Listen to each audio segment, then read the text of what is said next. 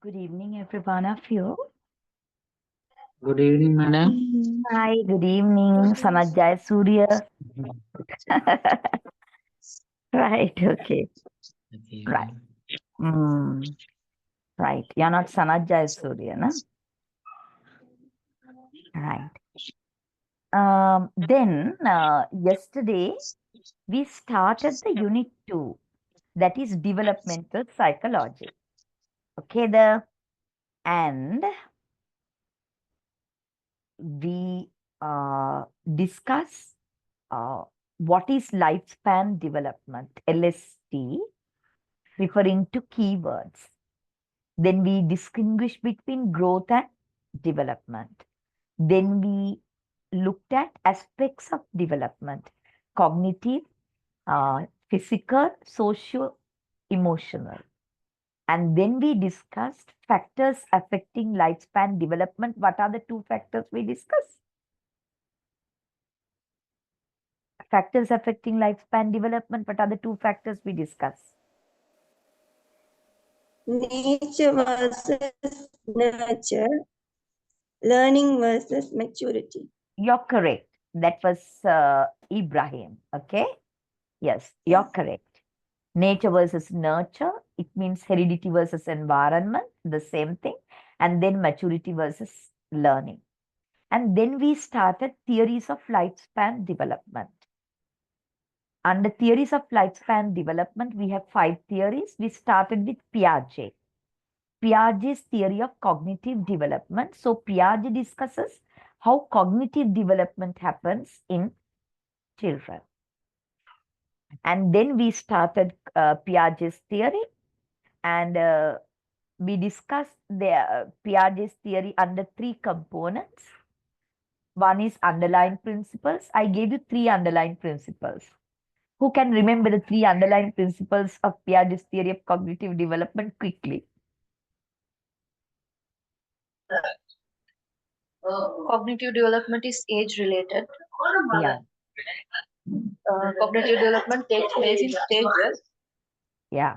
Age may vary and never the sequence. Very well done, Ruzaik. Okay, well done.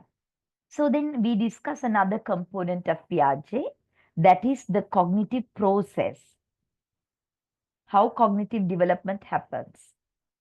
We discuss it under 4 key words. What are they?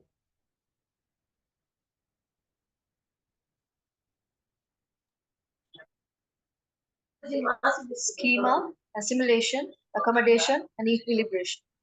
Very good. That is where we stopped. Am I right? Yes. Yes, madam. So, yeah. So, we watched a video also on assimilation and accommodation. There are 2 overlapping processes in cognitive development. Existing knowledge, the new knowledge. New knowledge is perfectly matching with the existing knowledge. It helps in understanding new knowledge. It is assimilation. New knowledge is not matching with the existing knowledge. You have to shed it to accommodate new knowledge. That is accommodation. So the dog is the example I gave you. You watched a video and all that. So that is how this cognitive development happens according to Piaget. So the third component of Piaget's theory of cognitive development, that is the stages of cognitive development. So you can start taking down notes. We are still in Piaget's theory of cognitive development. So as Piaget said, cognitive development happens in stages. We are now going to look at the 4 stages of cognitive development as proposed by Piaget. Piaget states that our cognitive development happens in 4 significant stages, right? These stages, you can never actually skip any of those stages, right? You have to go through as it is in the same sequence. What are those 4 stages of cognitive development then? Sensory motor stage, pre-operational stage, concrete operational stage, and formal operational stage. I repeat, sensory motor stage, pre-operational stage, concrete operational stage, and formal operational stage. Now, when you want to actually discuss Piaget's stages of cognitive development, you can actually take one full page, right? And divide it into 4 columns or 5 columns. And the first one is the criteria. Then the second column is the first stage, sensory motor stage. Next is pre-operational. The other one is concrete operational, and then the formal operational. So we are going to discuss each stage referring to, right? We are going to discuss each stage referring to these. Piaget said no, cognitive development is age related. Because of that, he specifies age, he prescribes age. So the first thing we discuss is what is the age category for that 4 stages. So age is one thing. And then the second one is how cognitive development happens in each stage. Second one is how cognitive development happens in each stage. Third one, significant, remarkable cognitive development. Significant, remarkable cognitive development during that stage. Fourth one, key feature, if not the highest cognitive ability of the stage. Key feature or the highest cognitive ability of the stage. Last thing about it, the study done to see whether the highest cognitive ability is mastered during that stage. So I repeat once again. So if you have to discuss Piaget's stages of cognitive development, you have to discuss it referring to these criteria. What is the first one? I told you the criteria. Age. Very good. Very good. That is Kumudu. Second one,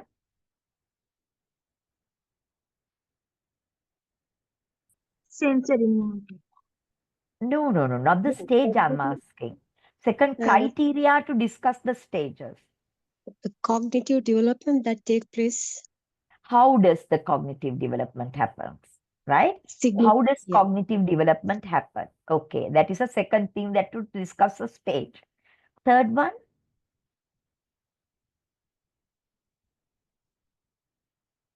significant cognitive development of this stage. What are the significant cognitive developments of this particular stage? Next one, key feature or the highest cognitive development of that stage. Key feature or the highest cognitive development of that stage. Last one, the study done by Piaget to see whether the highest cognitive development is mastered during that stage. Is it clear to you?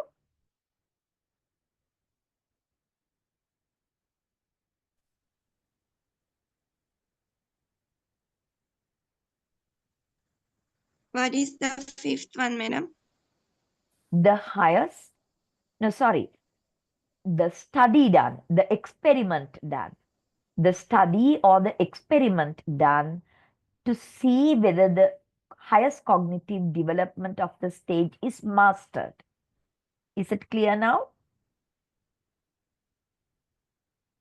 Can you do it Yes, again? madam. Yes. Now, the last thing is, now there is a study done by Piaget to see whether the highest cognitive development of that particular stage is mastered by the child. Different studies done. So for the first stage, this is the study. Second stage, this is the study. The highest cognitive ability is mastered or not. Kela to check, right? The study done. So we will take one. That is first one. Now we are discussing sensory motor stage referring to these criteria. Okay. What is the first one? age specified or prescribed.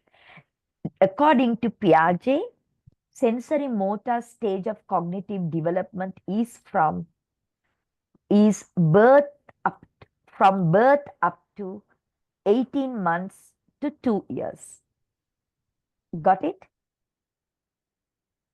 Sensory motor stage of development, cognitive development, the age prescribed by Piaget is from birth up to 18 months to 2 years. Got it? පැහැදිලිද නැද්ද?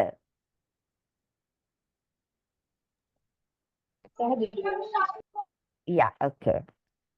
You have to respond to me, right? Then second criteria, how does cognitive development happen in that stage? So we are discussing sensory motor stage. So during the sensory motor stage, that is from birth up to 2 years, cognitive development happens through sensory input and motor activities. The child's cognitive development happens through the sensory inputs and motor activities. What are sensory inputs? We have 5 sensory organs. What are the 5 sensory organs we have? Eyes, tongue, mouth, ears, Yes. the skin and the nose. Through these 5 sensory organs, we receive lots of sensory information. We see lots, the child sees lot of things, the child hears lot of noises, sounds, the child tastes lot of food and other things, and the child feels things. That is why punchi lamaita we give them cloth to touch and all that no. And different smells, they are all sensory information received through sensory organs. They help the child's cognitive development. And then the motor activities. Motor activities කියලා කියන්නේ අතපය වලින් කරන activities. Using the body, what the child does. Child is totally dependent during the first 2 years, but the child actually starts throwing arms and legs outwards, then sitting, then crawling, this walking, then throwing, with holding, then like that. The motor activities also helps the child's cognitive development. That is how cognitive development happens during the first stage of the child, sensory motor stage. Now the age is birth up to 2 years. How does cognitive development happen? Through sensory and motor activities. They are very important, right? For the development of the cognition of the child. And then the next part I gave you, the significant cognitive development. The significant cognitive development. So I will not actually talk to you much about it because during birth up to 2 years, teachers have nothing much to do. But the child actually coordinates sensory activities and motor activities. I will give you an example. Now, when there is a newborn child, if you show them a rattle, he shows no response. And then later on, you shake the rattle. The child just look at it. And then later on, the child smiles because he hears this sound and he sees that you're shaking it. And then later on, he tries to grab it. Right? Then later on, he actually can shake it, but while shaking only he hears the noise. And then later on, he knows that by shaking it that he can generate noise, he can get noise. So this is actually how cognitive development happens during the first stage of cognitive development, that is sensory motor. Then the key feature or the highest cognitive ability, very important. Key feature or the highest cognitive ability. The key feature or the highest cognitive ability of the first stage, sensory motor stage, is object permanence. What is it? Object permanence. Object permanence. Very good. Object permanence. Before object permanence, the child develops person permanence. person permanence. That is they are actually significant cognitive development in the first stage. And after the person permanence, the key feature or the highest cognitive development possible during the first stage of development from birth up to 2 years is object permanence. Now, what is this object permanence? The child's, now, when there is a young child, a newborn child, when the child's, now, if you're not to be seen, if you're not to be heard, if the things are not to be actually smelled or whatever, the child doesn't know that it exists. The child doesn't know that it exists.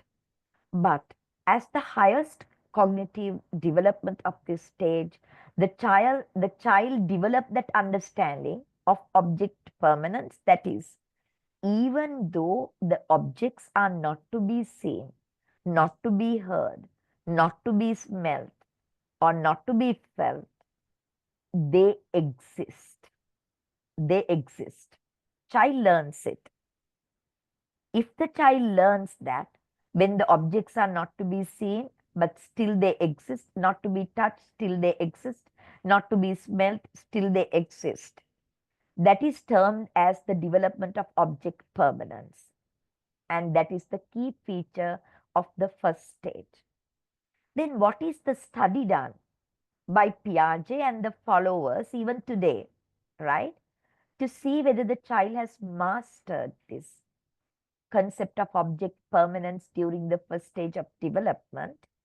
The study done is, you can take down blanket ball experiment. What is it? Blanket ball experiment. Why do we call it blanket ball? This is the study done. The child is here and you actually show them a ball. The child sees it, wants to touch it, the child smiles.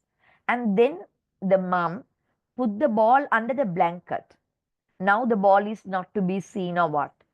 If the child looks for it, the child has developed object permanence. If the child doesn't look for it as it's not to be seen, child has not developed object permanence. If the child looks for it, even though it is not to be seen, that is actually the child has developed object permanence. That is the key feature of the first stage. That is the highest cognitive development of the first stage. Now the child is ready to move on to the second stage of cognitive development. Now, if you take a mentally retarded child, right? Mentally retarded child. So the child will not master this by the age of 2, as Piaget said, because age may vary due to factors affecting the development. So the child will not master object permanence by the age of 2. Instead, I have actually seen there are children, they are actually about 10 years now. As they are mentally retarded, they still have not developed object permanence. They have still not developed object permanence. So these people, those who treat them, they actually do these tests, experiments with them to see whether they have actually developed the object permanence. If the child is born with high IQ, heredity factor, born with a high IQ, the child may master it by the age of 10 months or 8 months. There are actually research papers on such children. They quickly master this because their IQ is high. Depending on the factors that affect development, the age may vary. We actually learned it in the underlying principles. So I will give you the summary of the first stage. So if I ask you, explain the first stage of cognitive development as said by Piaget. The name of the stage is sensory motor stage. Age specified is birth up to 2 years. How does cognitive development happens? Through sensory input and motor activities, right? What are the significant cognitive development of the stage? Personal permanence and ability to combine different sensory inputs. What is the key feature of the highest cognitive ability possible? object permanence. Even though the objects are not to be seen or heard or touched or smelled, the child knows that they exist. That understanding is the highest cognitive ability of the first stage. What is the study done by Piaget to experiment whether they have reached the highest cognitive development of the stage? That is blanket wall study. Is it possible for you to explain, madams? Yeah. Okay. Shall I? Yes, please go ahead. The first stage is sensory motor stage. Mm, The age is from birth up to 2 years. mm, mm. Cognitive development happens through sensory inputs and motor activities. Yeah.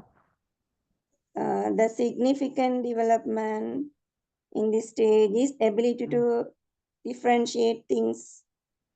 Mm. Uh, Can, uh, Key features are object permanence. uh-huh. The study done is blanket ball experiment. That is Ibrahim. Very nice. You're good. Okay, keep it up. Thank Right, dear. Okay, very good. I'm happy for you. You have to keep it up. Nice work. Wait. Right. I'm showing something. Can you see the video? Yes, ma'am. 7-month-old failing object. What do you permanence. have there? Is that your yummy giraffe? Let me see. Let me see. Can I see?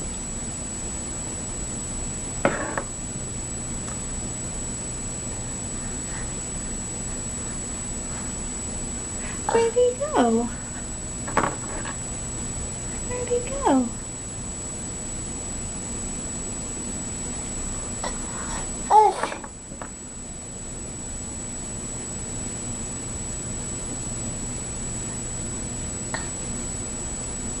Where's that giraffe? Got it now? Yes, ma'am. Right. Okay. Now we go to the second stage of cognitive development. Okay. The second stage of cognitive development is, this is the first stage. Okay. Object permanence. Babies are stuck in the here and now world. Babies are stuck in the here and now world. That is why when they are hidden, they can't see. They know the world only in terms of their own sensory input, what they see, smell, taste, touch, and hear, and their physical or motor actions like sucking, reaching, grasping, and all that. Okay. So then the second stage, same criteria we use to discuss the second stage. Okay. The second stage of cognitive development by Piaget is pre-operational stage. Pre-operational stage. Age specified is from 2 years to 7 years, right? Age may vary, but he specifies for the average child, it would be 2 to 7 years, right? During this stage, the child begins to develop ability to represent objects with images and words. The child starts speaking by the age of 2, and then imagination, because he has language, vocabularies, and the child can actually represent objects with images and words. And the child is very imaginative. Okay. Children learn through imitation and play during this stage. Imitation and play. They begin to use reasoning, however, it's mainly intuitive instead of logical. Now, let me talk to you about it again. Now, this pre operational stage from 2 to 7, there are two significant substages. There are two significant substages. The first substage is from 2 to 4 years. It is symbolic substage. symbolic substage. Then 4 to 7 years is intuitive substage. What is symbolic and intuitive? Now, symbolic from 2 to 4 years, the child has words, language. The child actually develop their cognition through play and imagination and imitation. Play, imagination, and imitation. So you study a child from 2 to 4 years, right? They play with props, mother's shoes, father's shoes. Sometimes mother's underskirt becomes the veil to go to church. This is my own sister, youngest. They are twins and they are 10 years younger to me. I very well remember, right? When they are 2 or 3 years, like just they start walking. They used to wear my mother's underskirts, and that is the veil that we the Catholics wear to church, right? So they wear it as a veil and all that.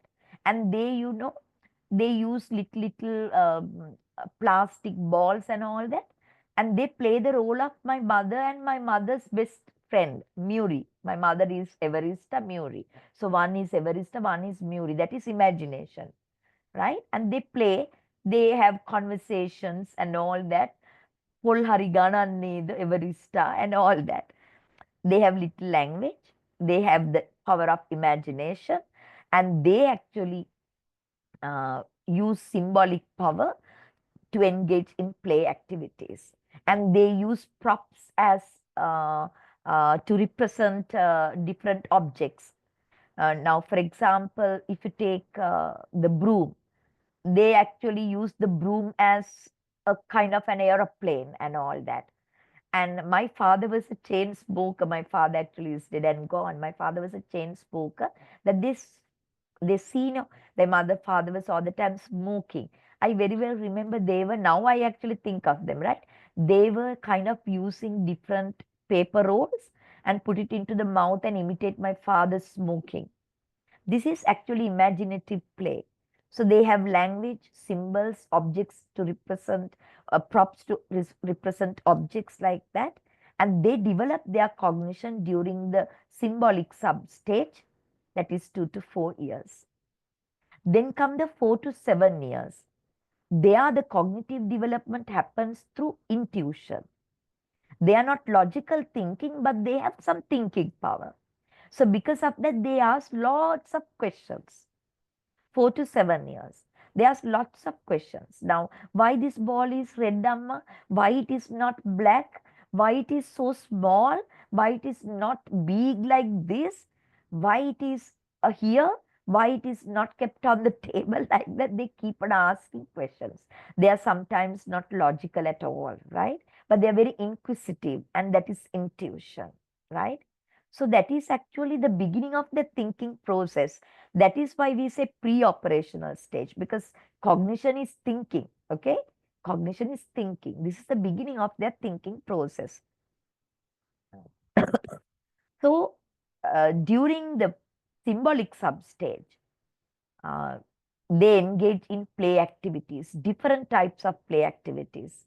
Symbolic plays. Play. Use one object to stand for another. I told you, right? Fantasy play. Pretend to be something or pretend activities that are impossible. Flying in the sky and all that, no? Make believe play. Use toys and props. Use toys and props. So different kind of play activities are very helpful for them to develop their cognition, right? And then when it comes to intuitive substage, lots of questions that they ask, though not logical, help them to actually develop their cognition. That is how they develop their cognition during pre-operational stage, that is 2 to 7. 2 to 4 is symbolic substage and 4 to 7 is intuitive substage.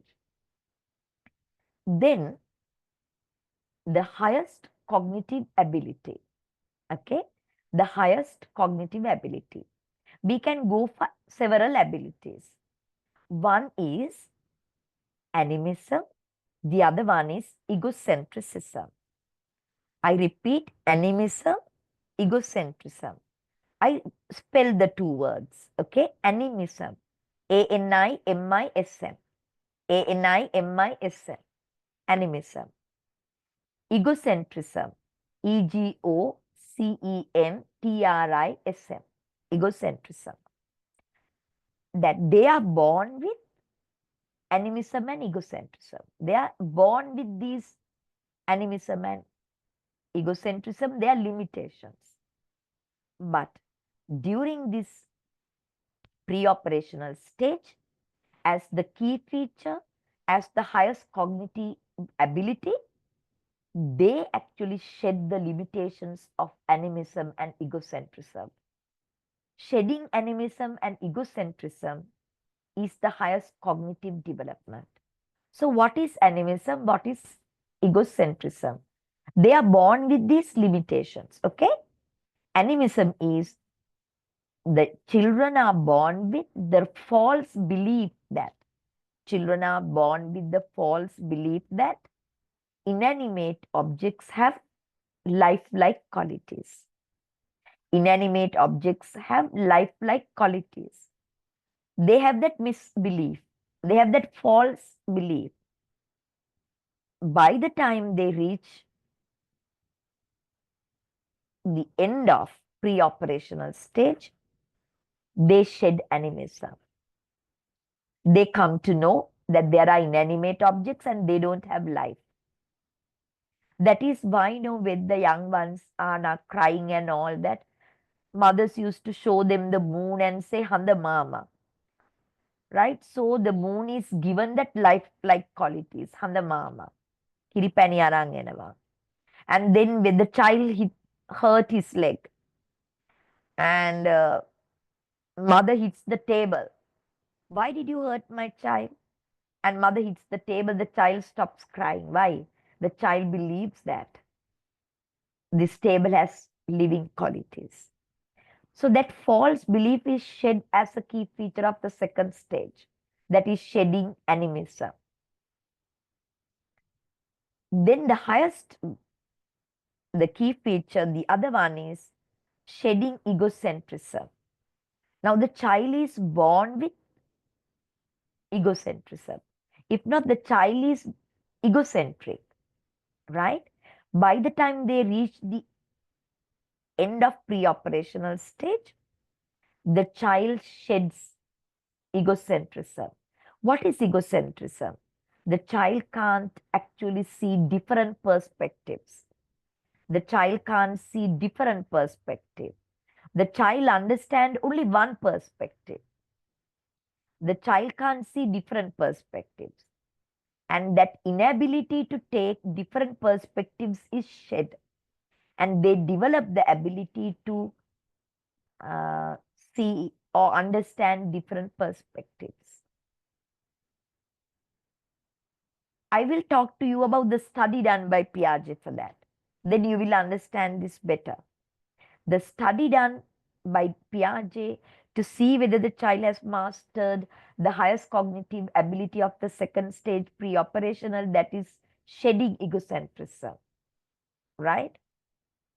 Piaget has done this study. It is the 3-mountain task. You can take down. The 3-mountain task. The 3-mountain task. What is this study about? The child is shown a replica of 3 mountains. And the child is seated at one place and the child is asked, then child is shown photographs of the 3 mountains taken from different angles.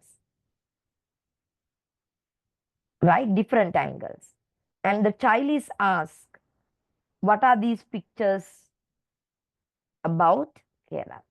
If the child identifies all the pictures taken from different angles are pictures of these 3 mountains that he sees, he can take different perspectives. That means he has shed egocentrism, his inability to understand different perspectives. It is shed. That is why the child says picture taken from left, right, east, west, all these are of the same mountains. So the child can understand now. But if the child can't identify the other pictures taken from other angles, as the photograph of these three mountains replica, child is still egocentric. The child is still egocentric, right? So I will give you the summary once again quickly. This is the second stage, pre-operational from 2 to 7. There are two sub-stages. 2 to 4 is symbolic substage, 4 to 7 is intuitive substage. During symbolic substage, lots of play, imagination, and using props to actually represent objects. That is how cognitive development happens. During intuitive substage, the child used to ask lots of questions about everything that they see here and plus blah blah, and that helps the cognitive development. There are two significant cognitive developments as key features of the highest significant cognitive development, that is animism and egocentrism. They are all limitations of the child, and they shed these limitations. They are considered as the highest cognitive development then. Animism is the child's false belief that inanimate objects have lifelike qualities that is shed by the end of this period. And then egocentrism, the child's inability to take different perspectives, and it is shed at the end of this period, and the child is now capable of understanding different perspectives. The study done by Piaget for this is three mountain task. Are you okay? Yes, ma'am. Right. Yes. Then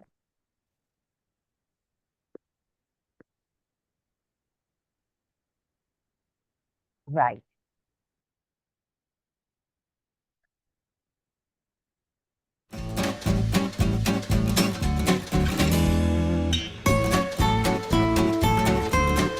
In this mountains game, you really get a sense that children aren't just little adults. They often see the world in surprising ways. Here, the adult and child sit at opposite sides of the table. They can see one side of the mountain scene in front of them. Once they've had a chance to look at the mountain, the adult asks the child to point to which of the four mountain scenes that the adult can see. This requires children to think about the mountain scene from another person's perspective. Often, younger children like 5-year-old Braden, they point to the mountain scene that corresponds with their own perspectives of the mountains and not the adults. However, a few years can make all the difference. Delaney, who is 8 years old, can take someone else's perspective more easily, and instead of pointing to the scene from her own perspective, she points to the mountain scene that the adult can see. This game really shows how often children think about and see the world differently than adults. But this is a normal process where children develop what's called a theory of mind, or the ability to see something from someone else's perspective. Sometimes it seems like young children just don't care about other people's thoughts or feelings, but really it's a natural process of learning how to take another perspective and think about something in a very different way than they're used to. Okay. Yes, ma'am. Then we go to the third stage, right? The third stage is concrete operational stage. What is the third stage, Puta? Concrete operational stage, okay? Here, the third stage is concrete operational stage. The age specified by Piaget is 7 to 11 years. 7 to 11 years, that is the primary school child. Concrete operational stage is the third stage. From 7 to 11 years, that is the primary school child. How does cognitive development happens during a concrete operational stage? During this stage, cognitive development happens through the concrete experiences given to the child. What is meant by concrete experiences given to the child? The child actually, if the child can see, touch, physically it is presented to the child can actually understand it. But the child is not capable of imagination, abstract thinking and all that. I will give you an example. So if you go on now, you want to talk about an elephant. So you will go on telling this is elephant is huge. It is this color in it is its skin is this, and it has a kind of a trunk. It has 4 legs and 2 big fans like ears. The child can't fathom it. Okay, the child can't fathom it. Instead, you're supposed to actually create concrete experiences for them. So how can you create a concrete experience? Can you bring an elephant to the class? No. You can show them a picture of an elephant. You can show them a picture of an elephant. They can actually see it. If possible, they can touch it, right? Then, of course, that they can understand the concept. They are not capable of abstract thinking, which is not concrete experiences. That is why, right, in the primary grades, whatever the subject that you teach, you are supposed to use a lot of visual aids, realia, hands-on experiences to be given to them. Then only that they can understand. Because it's actually the experience is concrete. Okay? Now, grade 1, right? Grade 1. You have to teach them numbers. How do you teach them numbers? You get them to count teak, you get them to count mother theatre and all that. You use an abacus, right? You use an abacus. If you're an English teacher, you use visual aids, etc. That is your creating concrete experiences. Now, if you take now grade 5 students or grade 3 students, you give them a kind of a question like this, a sum like this. I have 5 apples. Okay. My brother took 2. I ate 1. My father gave me 2 apples. How many are remaining? They can't calculate it in their mind because they are capable only of concrete experiences, understanding. So what do? I have 5 apples. They drop 5 apples. I ate 2. They cut 2. I gave 1 to my brother. He cuts another 1. And my father gave me another 2. He draw another 2 apples. And then he counts the remaining. He can solve the problem.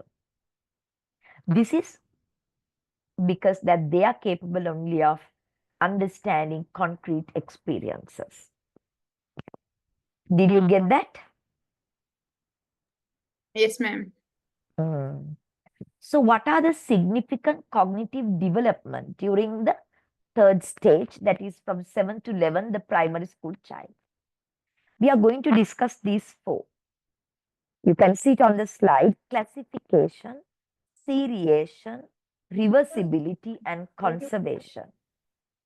I repeat: classification, seriation, reversibility, and conservation.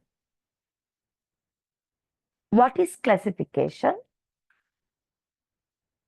You give them flowers. Some flowers have 2 petals. Some flowers have more than 2 petals. So you ask them, right? Put them into 2. The ones with 2 petals, ones with more than 2 petals. They can actually sort it. You give them a red color and white color and ask them to put them into 2. They can classify. Different shapes, they can classify. That is classification. So you have to actually use this ability of the child for classification and get them to develop on this ability.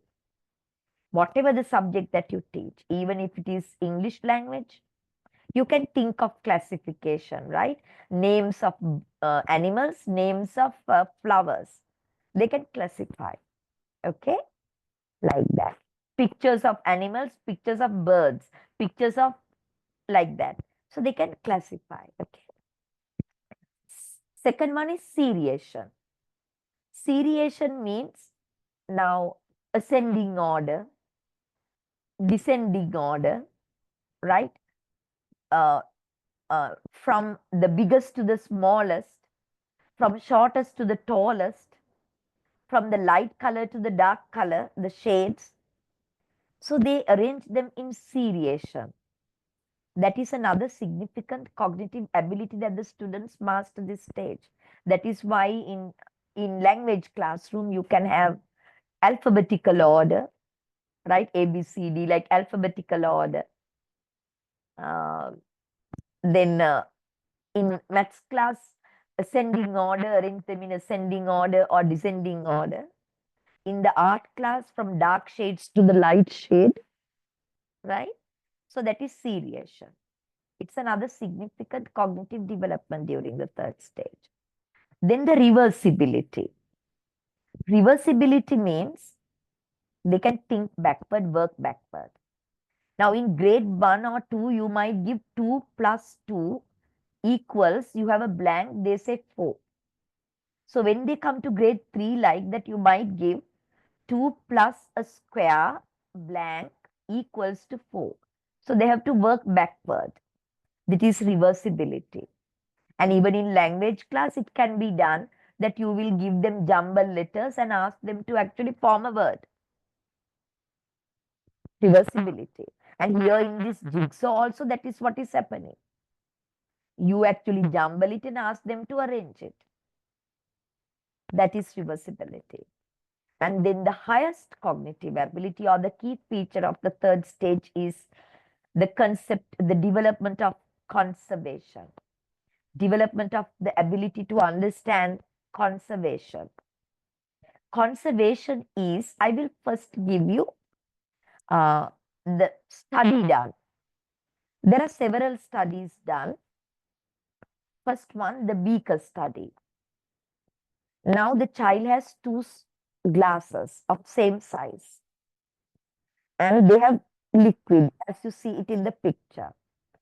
So you pour one glass into a taller thin glass. It is thin and tall. The other two were stout and short. And the child is asked which glass holds more liquid. If the child understands both the glasses have the same amount because one is short and stout, the other one thin and tall, child has developed the concept of conservation. Another one, right? You actually have a ball of clay, same size, two balls of clay. And in front of the child, you flatten the one ball of clay and make it into a roti shape. And the child is asked which has more clay. If the child says the roti has more clay, she has not developed the concept of conservation. But if the child says both have the same, though it is like a roti, big in size, child has developed concept of conservation. Okay, then? Yes, ma'am. Ma'am. Yeah. Okay.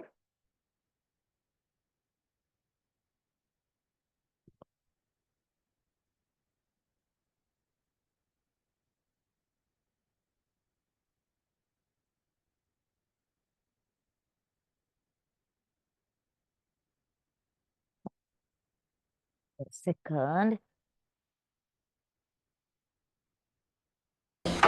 So I'm going to make 2 rows of quarters.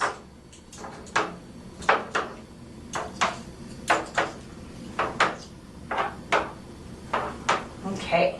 Does this row have This more is another, quarters? Does this row have one. more quarters, or are they the same? The same. The same? Okay, now watch.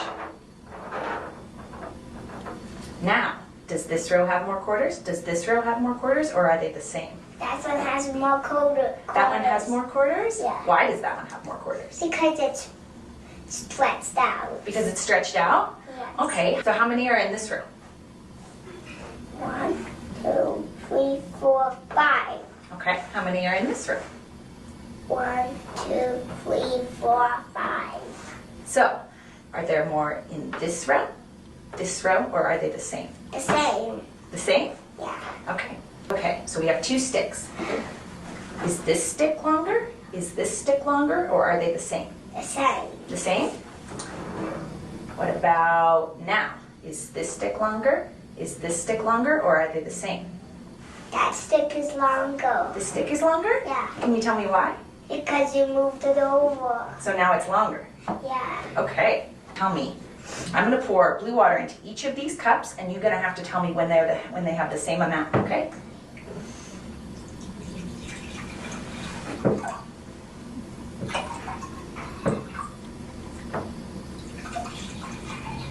Okay, tell me when this one is the same. The same. The same? Those two are the same now? Yeah. Okay. They're the same?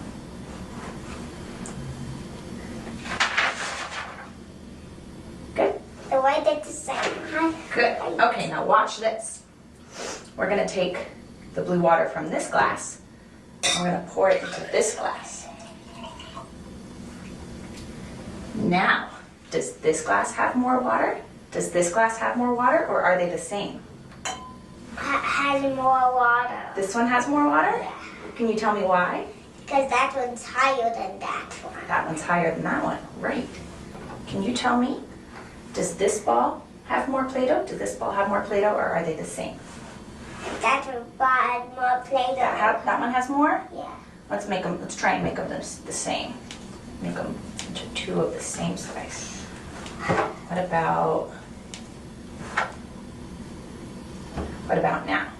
They're the same. They're the same now? Yeah. Okay, now watch.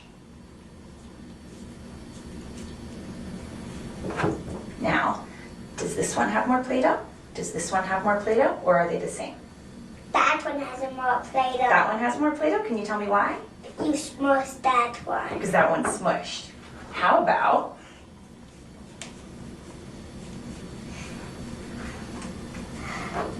now? Got it?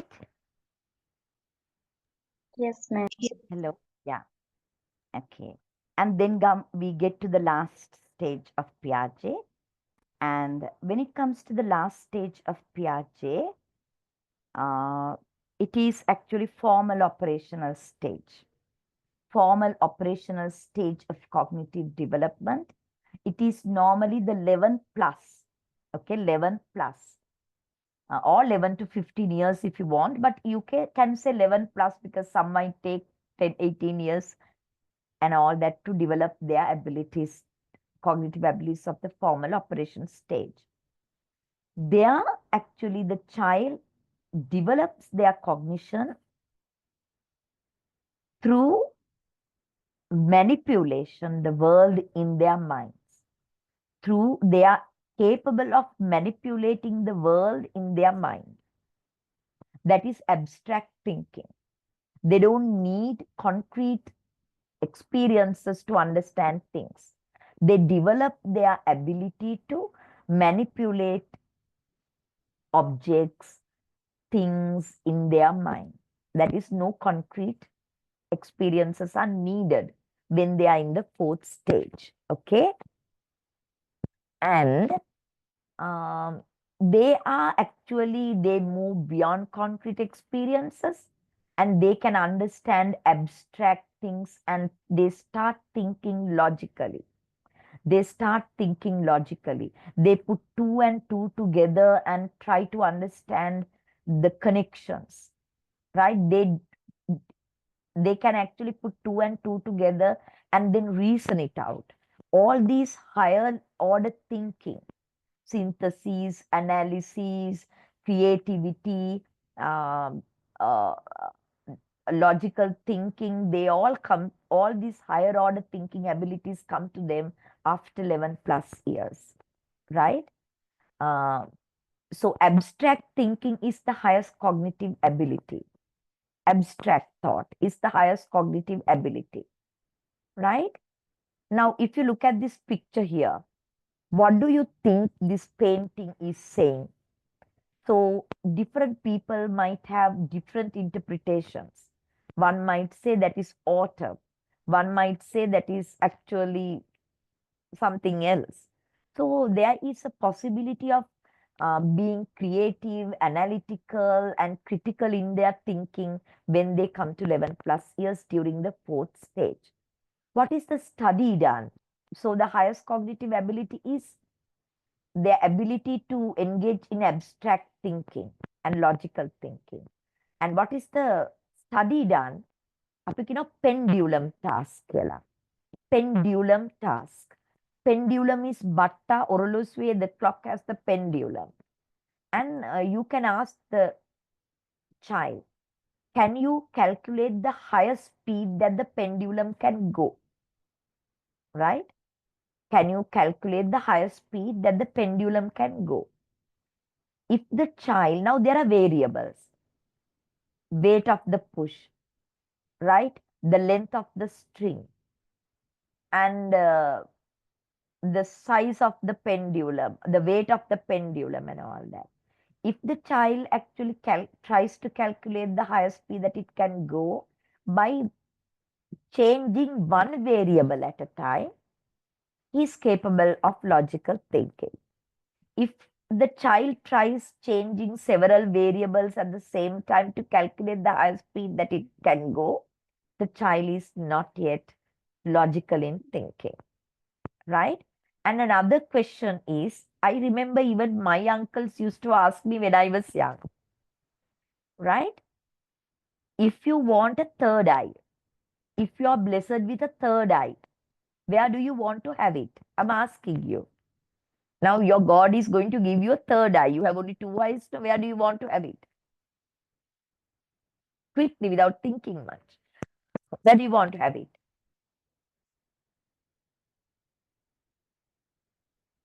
Lamai?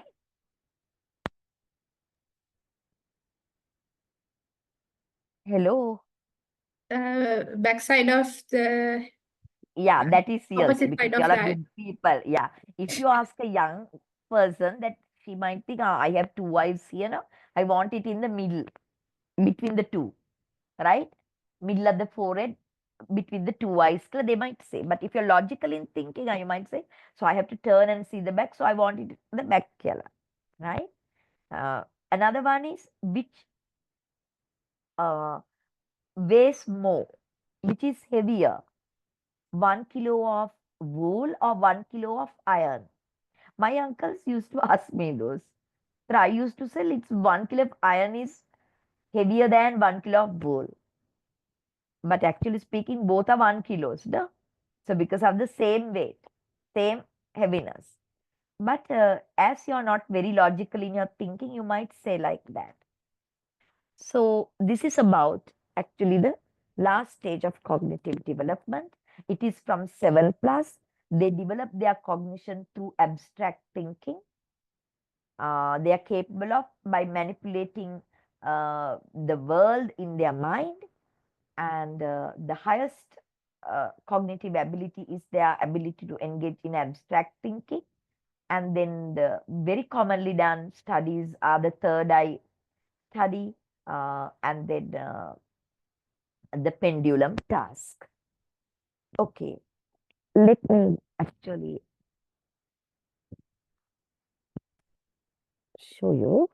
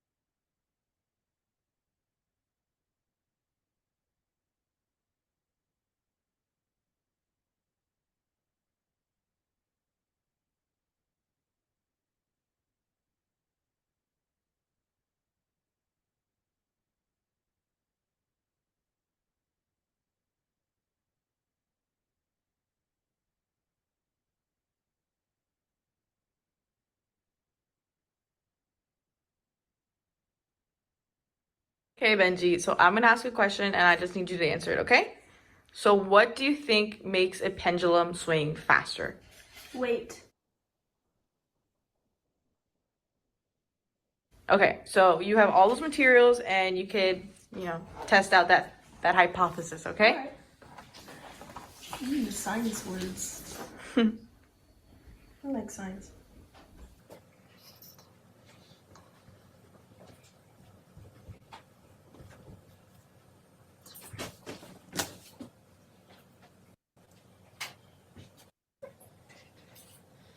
think moves faster? The key. The key? And why do you think the key moves faster? Tinier. So let's wait. Okay, thank you.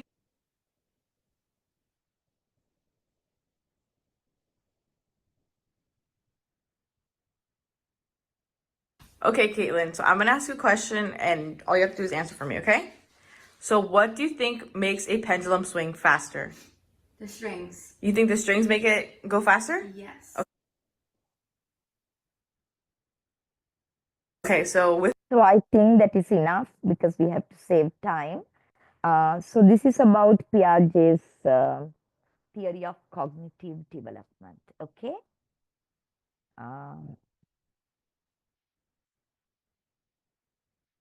So under Piaget's theory of cognitive development, we discuss 4 stages today, right? Referring to different.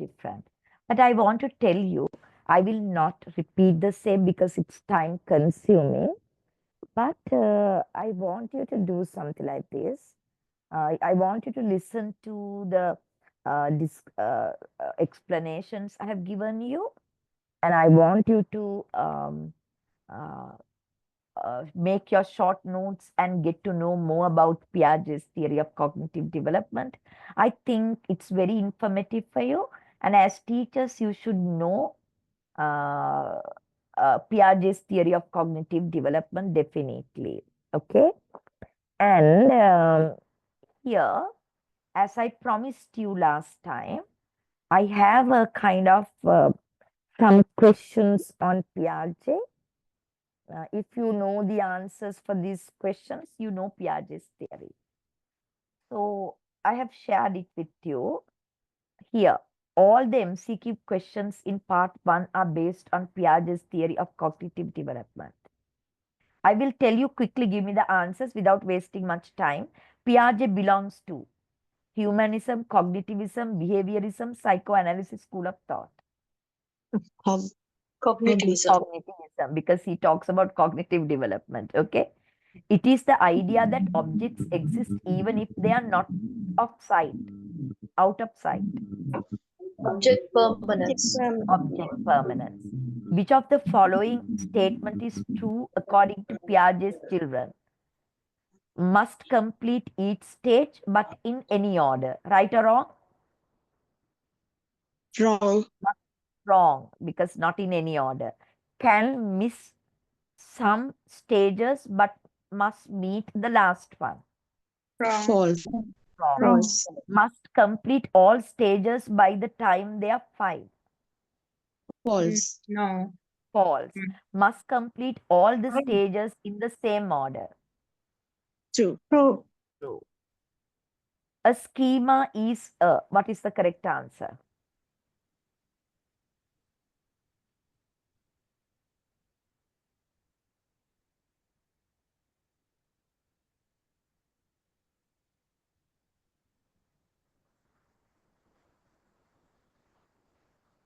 One, two, three, four. The first one. First one, definitely. Category of knowledge that allows us to interpret and understand the world. Right? Process of taking in new information? No. Process of balancing old with new information? No. None of the above? No. Is adjusting what is already known to fit the new information. Schemata, assimilation, accommodation, equilibration. Is adjusting what is already known to fit the new information.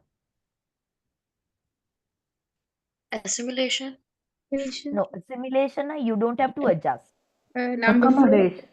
Accommodation, you have to adjust. You thought all dogs are white. You see a Pomeranian, which is brown in color. All the others are same. Fur, size, barking and all the same. So assimilation. But you do away with the understanding all dogs are white. Now you think dogs are white and brown. That is accommodation. So you adjust the existing understanding. So it is accommodation. When Rashmi was 5 months old, she looked at a toy train. But when her view of the train was blocked, she did not search for it. Now she's 9 months old. She does search for it, reflecting the development of what? Object performances. Object permanence, not Permanence. performance. Object Yeah. permanence. Yeah. Two containers hold the same amount, but Jane thinks the taller Skinner glass holds more. According to Piaget, what is this termed as? Conservation. Very good. Animism. කියලා නෑ. According to Piaget, what is the belief that inanimate objects such as toys and teddy bears have human feelings and uh, intentions termed as?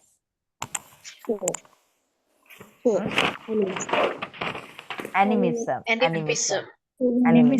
Thinking is, yeah. Thinking in the concrete operational stage is characterized by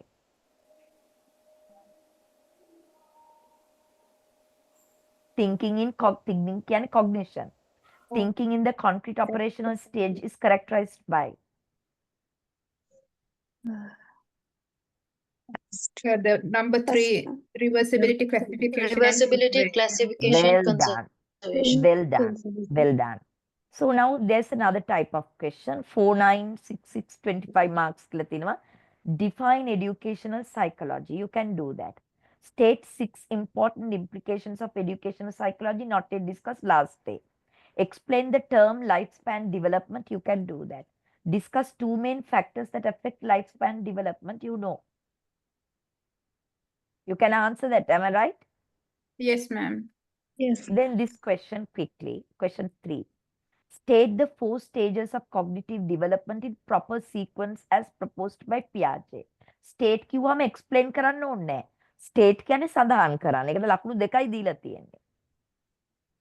Can you state the 4 stages? Sensory motor stage, pre-operational stage, Concrete.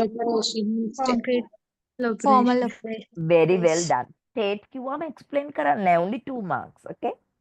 Explain the following terms referring to Piaget's theory of cognitive development. Object permanence, animism. Who can explain object permanence? The child's false. What is object permanence? Child's ability to understand that things exist. Objects exist even if they are not to be heard, seen, touched, or smelt, or whatever.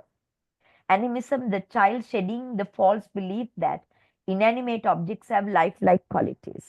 Okay. As per Piaget, what tasks can be used to assess the following? Egocentrism, what is the task?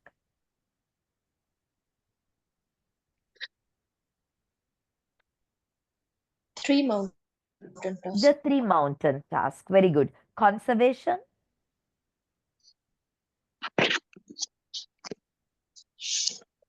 the beaker study. What is it?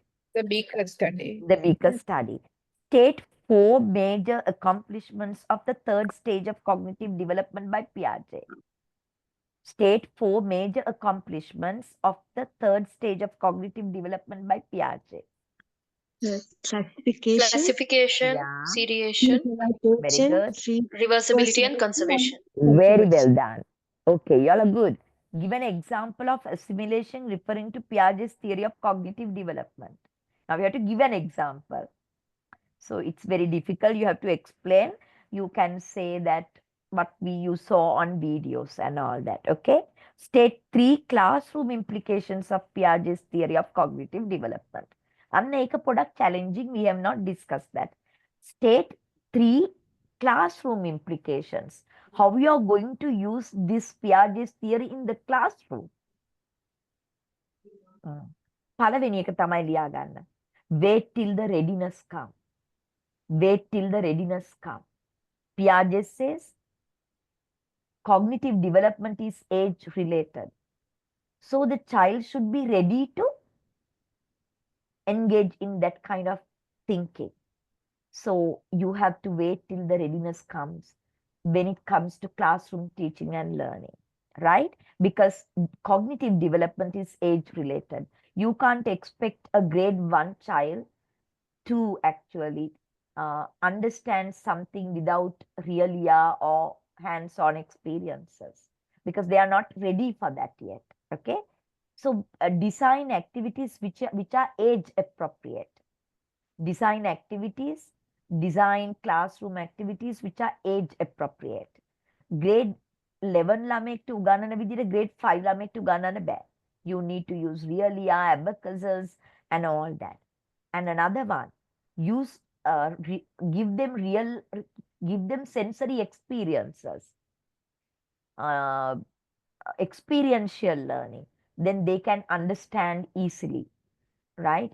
Next one, use lots of realia, visual aids, etc. in the classroom, especially with the primary students. Okay. And those are some of the classroom implications of Piaget. So I will send you this. You can actually try to answer these questions. Okay then? Okay, ma'am. Ma'am, regarding explain situation, how long we need to write? There is any limitation of the words? No. It all actually you have to think of the breakdown of the marks. Okay? Each and every question has a breakdown of the marks. So if it is even 5 marks, normally you are expected to write half a page or less than that.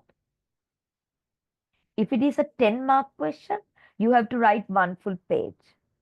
So when we set questions also, it's not the length, but we actually think you don't have to write a lot here. So if you don't have to write a lot, you will be getting less marks.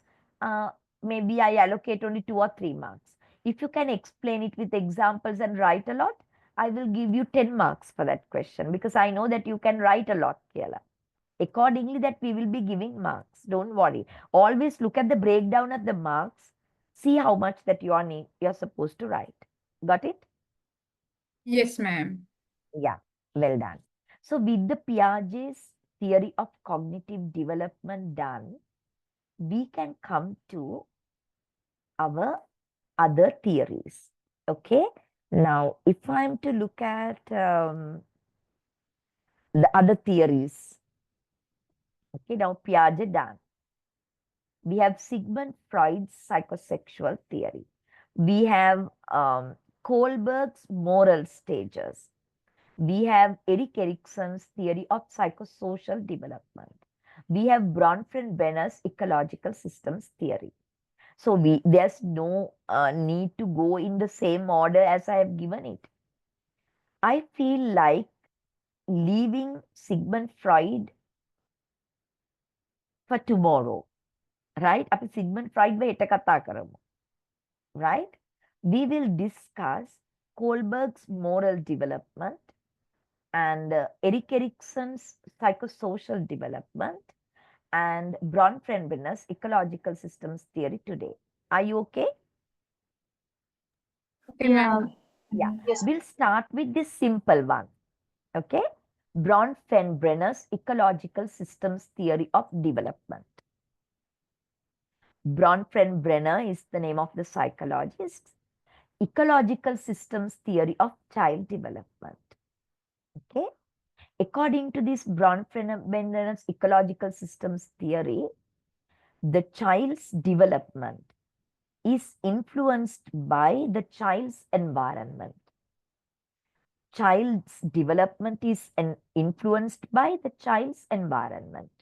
That is the basis for this Bronfenbrenner's ecological systems theory, right? So, depending on the intimacy of the relationship and the influence that the environment has on the child, to what extent, Bronfenbrenner actually talks about 5 systems that influence the child's development. What are these 5 systems or environments otherwise? So you know in psychology, environment is not nature. Environment is everything not within us. Our parents, our environment. Our siblings, our environment. Our neighbors, our environment. our religion, our culture, our beliefs, our customs, our traditions, our school, our campus, right? They all, our church, everything is our environment. Okay, not everything, not within us, is our environment. So Bronfenbrenner believes that the child's development is highly influenced by the environment or the ecological systems that the child is exposed to, right? Accordingly, he actually believes in 5 basic systems, ecological systems or environments that influence the child's development. What are these 5 systems? First, I will name them as you can see here. Microsystem, mesosystem, exosystem, macrosystem. I can actually add the 5th one here. It is the latest addition, that is chronosystem. I repeat, you can take down microsystem, mesosystem, exosystem, and macrosystem. They are and the chronosystem, the latest addition, chrono. So what do they mean? We will discuss it now. So all these systems, ecological systems or the environment of the child, influences and affect the child's development, according to Bronfenbrenner. So the first, the nearest, the closest, the intimate system is the microsystem. So microsystem has units which the child has very straightforward and direct contacts with. I repeat, microsystem of the child consists of units the child has direct connections with. Now, what are the microsystems of the child that the child has direct connections with? Home, parents, you can see it here. Home, parents, siblings. School, teachers, peers. Church, library, etc. Neighborhood. They are all microsystems of the child that the immediate environment the child has direct contacts with.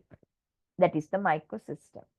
So these microsystems, if not the units in the microsystem, like the home, the parents, the siblings, the church, the peers, the teachers, and the schools, the child has direct contacts with them. So they are the units of the child's microsystem, and they influence the child's development. Okay? They influence the child's development.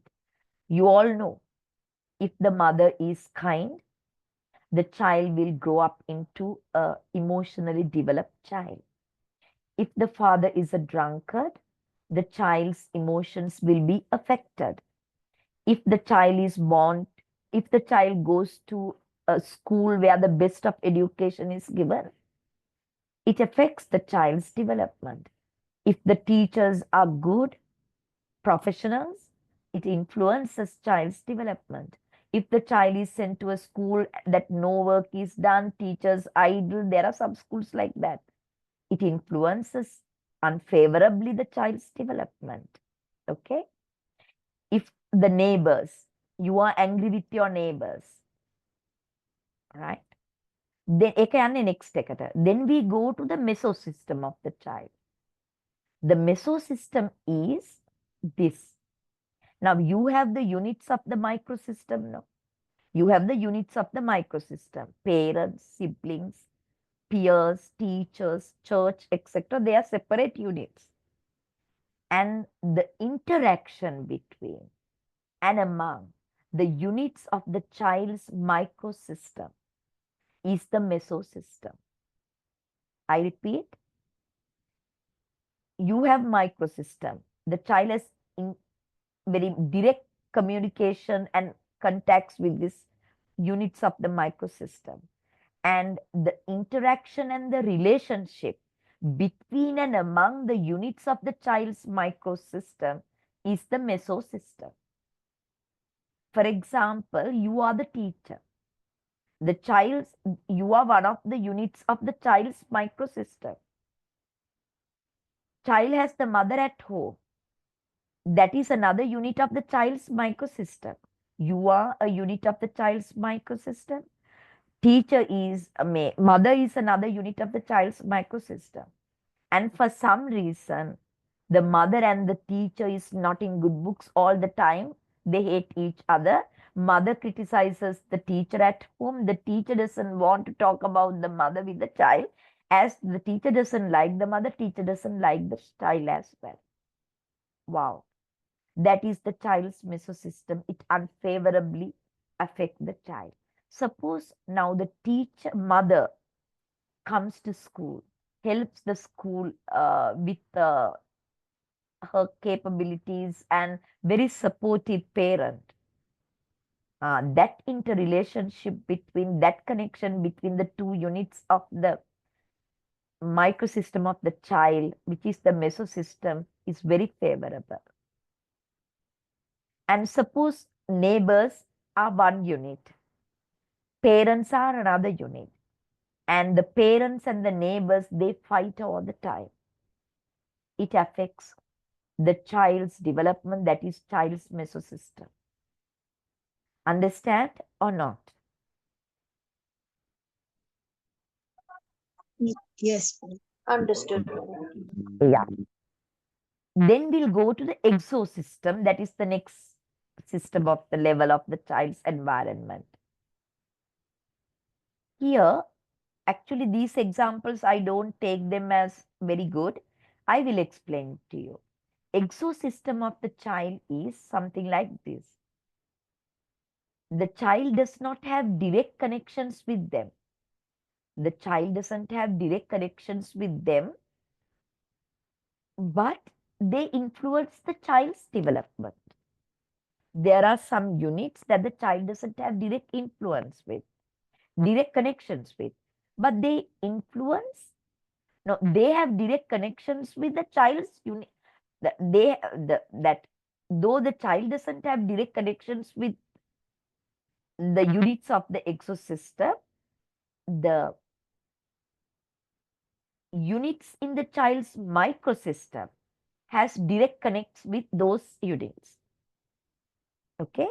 Now the child's exosystem consists of units which child doesn't have direct connections with, but the child's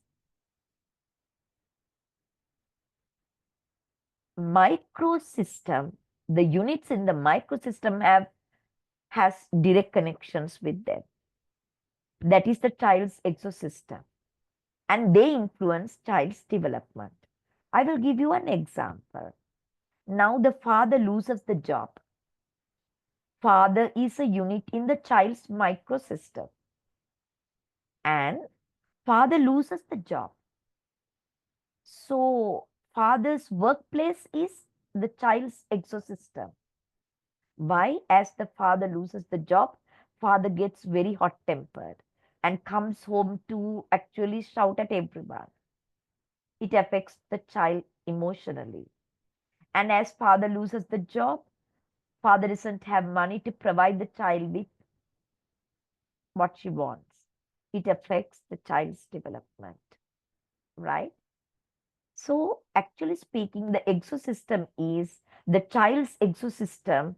The units of the child's exosystem has no direct contacts with the child, but the exosystem has contacts with the child's microsystem.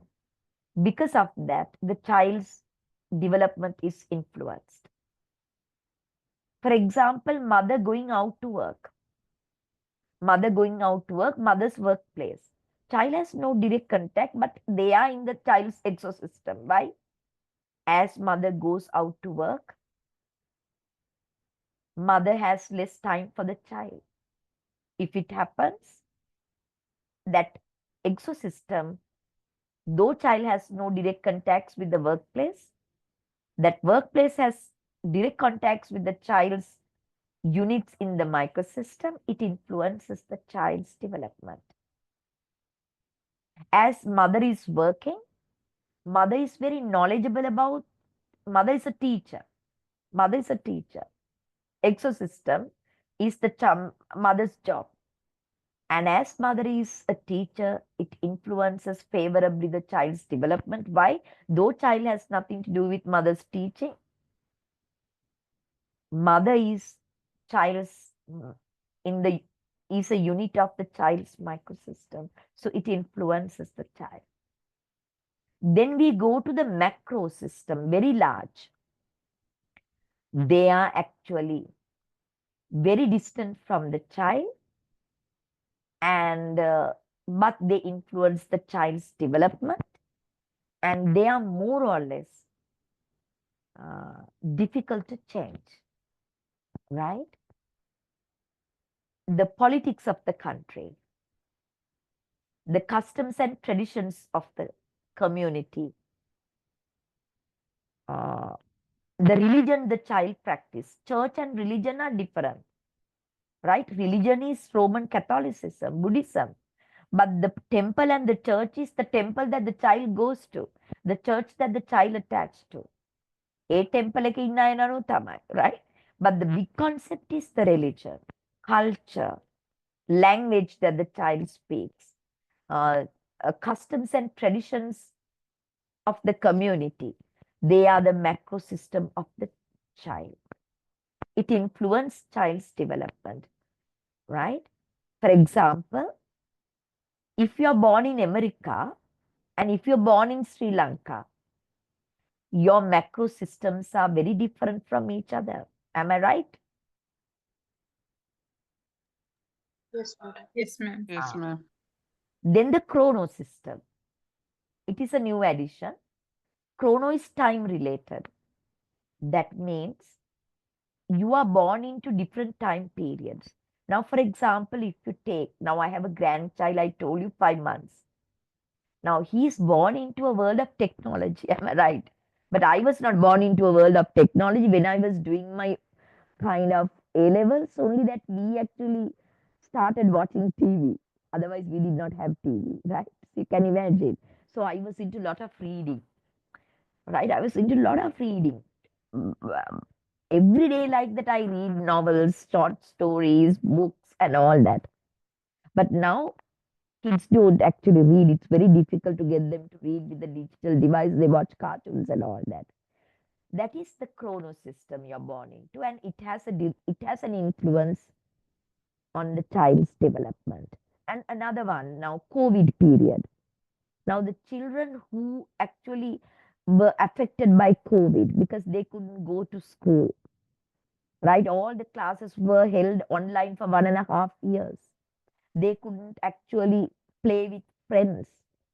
They were confined to their houses. That is actually chrono system that with time they happens and they influence the child's development. Got it?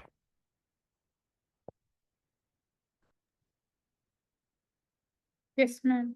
Yeah. So this Bronfenbrenner's ecological system theory actually focuses more on the environment or the nurture, nurture's role to nurture's role in the child's development.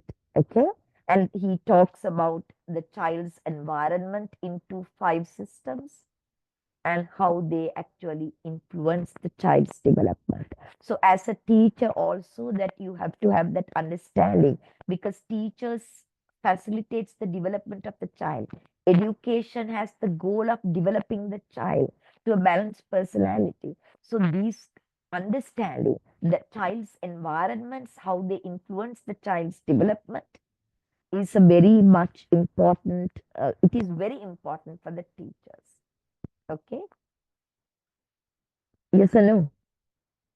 Yes, ma'am. Okay. So once I finish all the 5 theories of lifespan development, I will be giving you a small note on teacher implications of those 5 theories.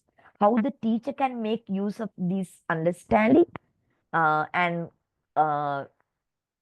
facilitate the development of the child in the school and in the learning teaching process. I will discuss all the 5 theories and discuss them. I will give you a small note as well, right? Yes, that is the discussion on Bronfenbrenner's ecological systems theory. Okay, Nathan? Yes, madam. Yes. Yeah. Now I will get you to look at Kohlberg's. Kohlberg's discuss the moral development of the child. Lawrence Kohlberg discusses the moral development of the child.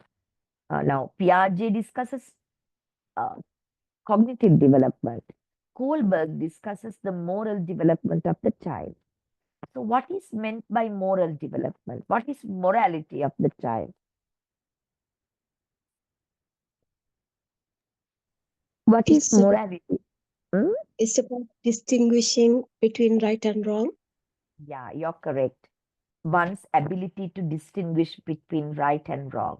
Sense of right and wrong is the morality, right? According to Lawrence Kohlberg, our ability to distinguish between right and wrong, if not our morality, develop in stages, right? This is not the only theory to discuss moral development, but we have taken this for discussion, right? In this module, there are other moral development theories.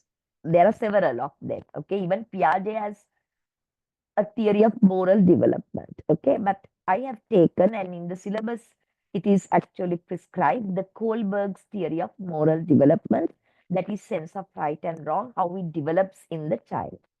Okay, so according to Kohlberg's moral development theory, our morality, our sense of right and wrong in develop at 3 levels in 6 stages. I repeat, at 3 levels and 6 stages. Each level having 2 stages. Each level having 2 stages. Now, Kohlberg discusses how our morality develops. And according to Kohlberg, our morality develops, our sense of right and wrong develops at 3 levels. At 3 levels in 6 stages. Each level having 2 stages. Is it clear? Yes, ma'am. Yeah. So we will first look at what are the 3 levels of moral development, Stella. What are the 3 levels of moral development? First level, pre-conventional level. First level is pre-conventional up to 9 years. Up to 9 years roughly. Okay. That is pre-conventional level of morality. And then after 9 years, the child enters the conventional level of morality. That is typical, okay? Pre-conventional, it is not typical before becoming typical and normal. Then conventional, the typical moral sense of morality. That is most adults and adolescents and adults. Most adolescents and adults are at the conventional level of moral development. And then you have the post-conventional. Only 15 to 20% of population goes to this post-conventional level of moral development. So majority of us as adults are stuck in conventional level. But 15 to 20% of people goes beyond the conventional level of moral development, that is post-conventional level. So these are the 3 levels. What are the 3 levels? Pre-conventional, conventional, and post-conventional. Conventional is up to 9 years. Sorry, pre-conventional is up to 9 years. Conventional is adolescents and adults. And post-conventional, only 15 to 20% of population reaching post-conventional level of moral development. So each level having 2 stages. So we are going to discuss them. Now the pre-conventional, the 2 stages of moral development. First one, punishment and obedience, punishment and obedience stage. Second one, instrumental relativist stage.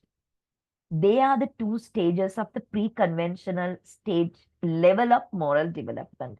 First stage is punishment and obedience. Second one is instrumental and relativist. What is the first stage? Punishment and obedience. The child below 9, no, the child believes that, or child actually understands right and wrong basis on the factor that if you are punished, it is something wrong to do. If you are not punished, it is something right to do. That is the child's understanding, right? If the child is punished for something, the child thinks it's not morally right to do that. If the child is not punished, the child will think it is something right to do. That is how the child in the first stage, punishment and obedience, understand what is right, what is wrong. Can one of you, it is in small print, read what is given, what determines right and wrong, this for the punishment and obedience? Can you read that if you can say?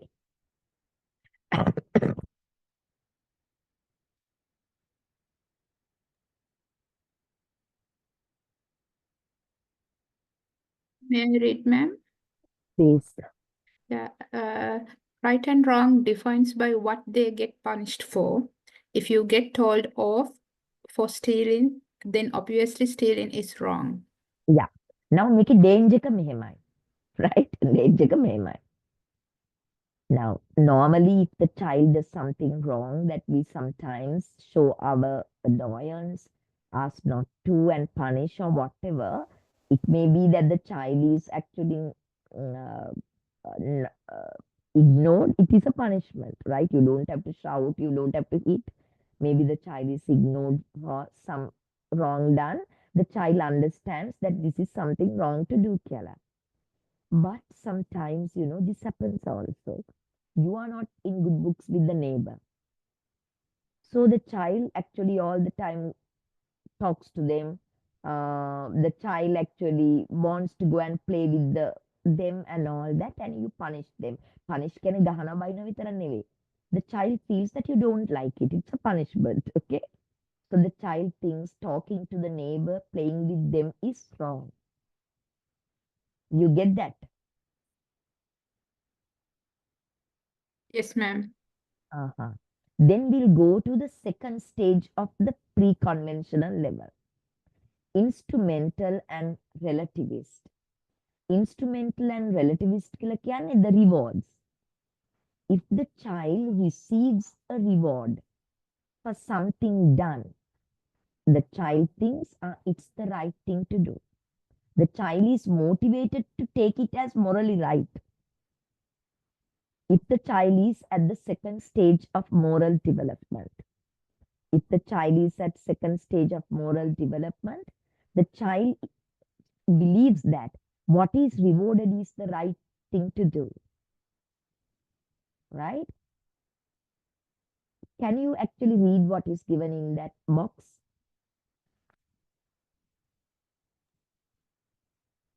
One of you, please.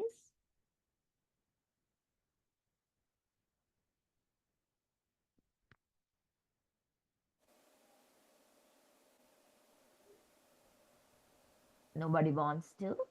Shall I read, madam? Yeah, please. Similar but right and wrong is now determined by what we are rewarded for and by doing what others want. Any concern for others is motivated by selfishness. Yeah, that is a bit of selfishness. That is for the rewards only that you decide which is right and which is wrong. Right? So you have to be very careful in dealing with the very young ones, getting them to develop that morality.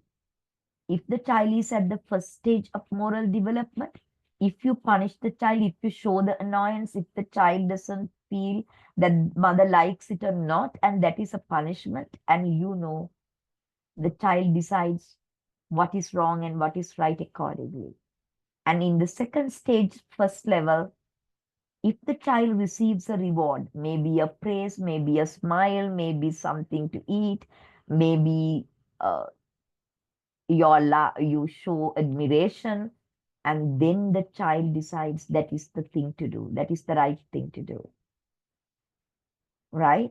Now, for example, at home, because under 9 or in school, right?